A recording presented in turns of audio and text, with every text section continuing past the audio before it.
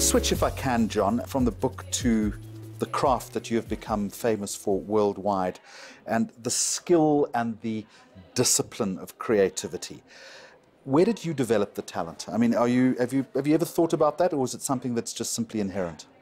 Or were you just looking for a job at the time and it happened to be that? Remember, I was the lousy student. I didn't even go to university. You know, I kind of went from high school, very mediocre school marks, to the army, to a job. The job had nothing to do with advertising in those days. But as so many white South Africans of your ilk did. Absolutely. I went off to the insurance industry, an insurance broker, because I needed a job and I had to pay, rent and for food. But I'd always writing, scribbling, I guess maybe artists doodle. So I probably had innately a need to write. Whether I was skilled or not, I have no idea. But I wrote a few articles for magazines, which someone picked up and then said, hey, how about copywriting? So I didn't even know what a copywriter was. Landed with my first job. The copywriter was someone who copyrighted inventions.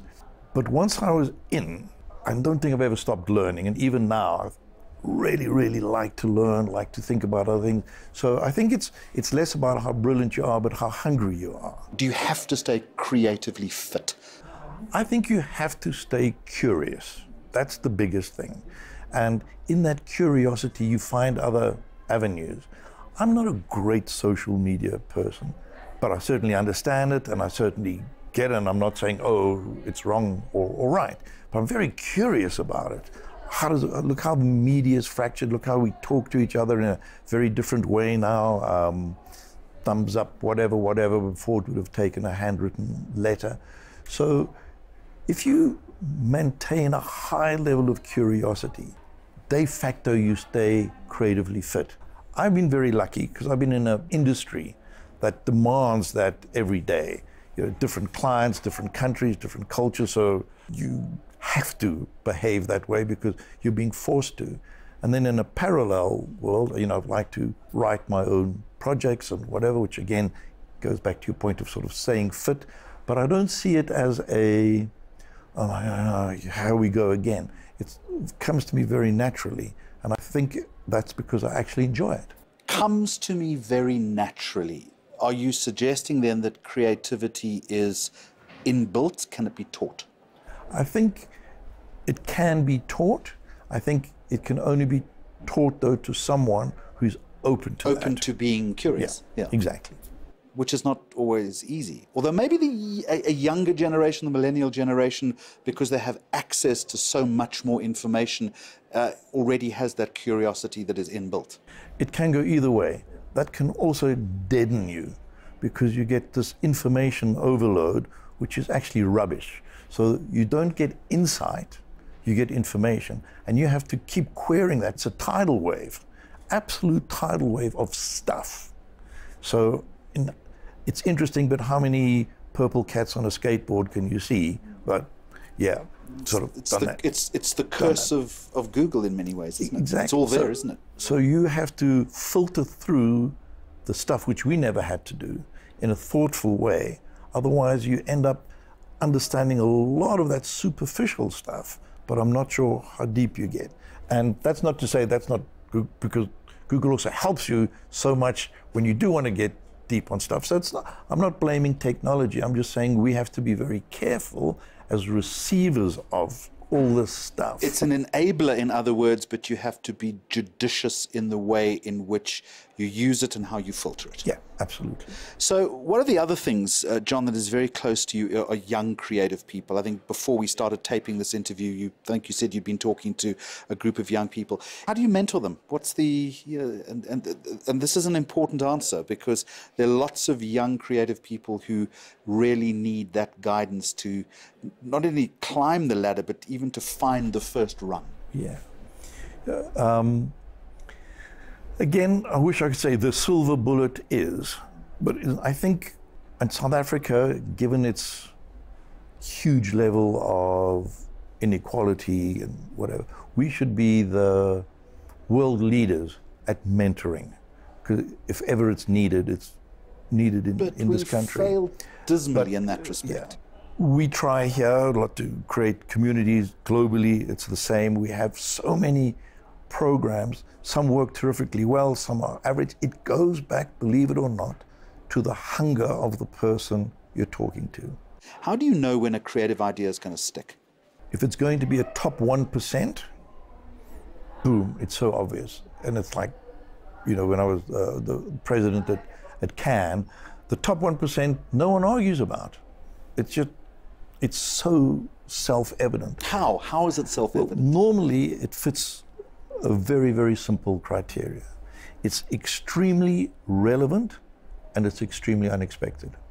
So you have to have unexpectancy linked to relevancy, because then you, wow, that's amazing. If it's unexpected, but it's not relevant, well, you can stick an ape in a jockstrap. That's unexpected, but is it relevant?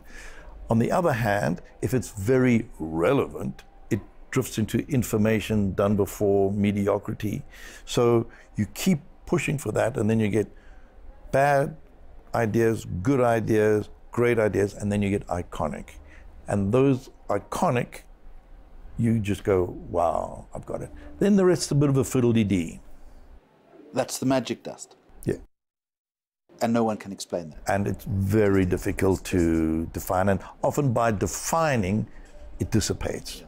And you do need lots of courage, because 9 times out of 10, the magic doesn't have a reference point. That's the problem. Clients, agencies, they say, oh, what's it like? But the moment you're saying, what's it like, it's been done before, because you can reference it. So much greater level of courage, much greater level of, I'm not sure, but something says this is going to work for that magic. And it's very difficult to explain to clients, especially when you have a big budget. And so often it goes back to I think clients buy you before they buy the idea. And they go, I believe this person, I'm going with it. I'm loath to ask this next question because you've been asked this a gazillion times before. And I'm trying to think of a better way of rephrasing it. The initial question that I've got jotted down here is the creative high point in your professional advertising life. But let me invert it unexpectedly if I can. What's the worst idea you ever had? I've had quite a few. If it doesn't come, it doesn't come. No, it doesn't come, but, yeah. But again, to be honest, I remember in the early days, we handled the national account, which was going very well, and they still, I think, use the line we came up with, saving you time, saving money, putting you first. Yeah. So that's been around a long time. Yeah. And they were a very, very collegiate, sales-based, let's go get them kind of thing. And I remember watching a TV series called Hill Street Blues, and they started every meeting with a very, okay, you be careful out there. You be careful out there, all that kind of stuff. stuff. A great big sergeant behind the desk. Yes. And we took that, and we did a TV commercial on the sales team talking about it, and it failed hopelessly because they were all a bunch of happy chaps, and we turned them into rough, rugged guys. And I mean, it said exactly the right thing, but it said it in exactly the wrong way.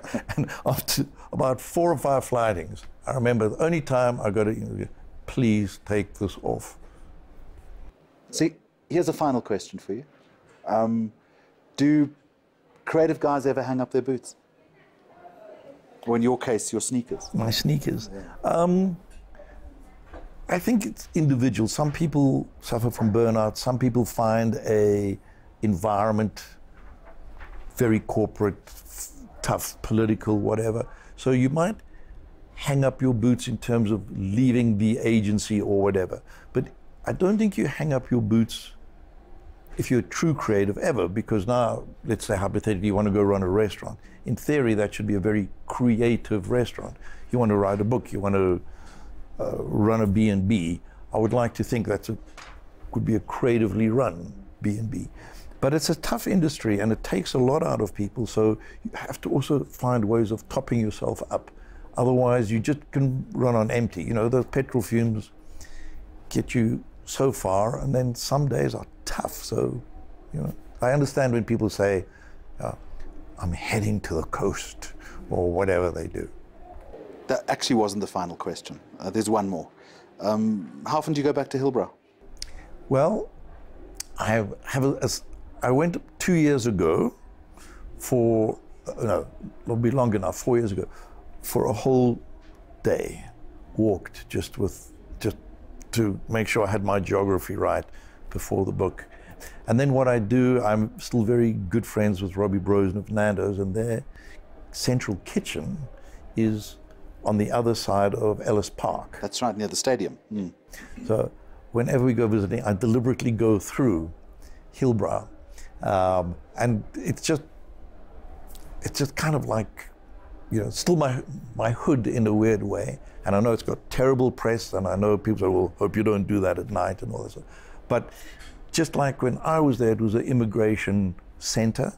It's an immigration center again. Very eclectic, very different, in a completely different way to it was when I was there. But you know what? The heartbeat's still there. The full circle. Yeah. It's the full circle of the interview as well. John Hunt, thank you very much. Thank you so much, Jeremy. And that's our program for this week. Remember, you can find a lot more content on the Mags on Media social media pages. Until next time, goodbye to you, and thank you for watching.